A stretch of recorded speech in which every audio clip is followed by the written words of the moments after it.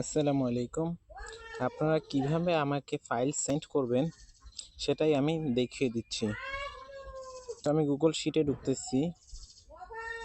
এই যে Google sheet, এটাতে ঢুকতেছি।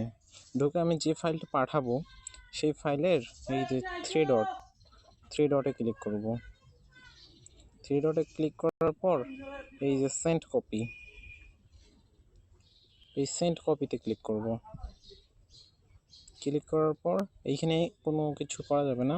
এখানে আপনার এক্সেল এটা সিলেক্ট করা থাকতে হবে।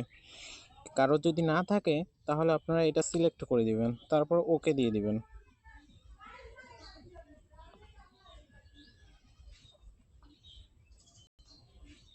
দেওয়ার পর এখানে টেলিগ্রাম সিলেক্ট করে দিয়ে জাস্ট ওয়ান্স এখানে দিবেন। দেওয়ার পর আপনারা আমাকে ফাইলটা সেন্ড করে দিবেন। ঠিক আছে? আসসালামু আলাইকুম।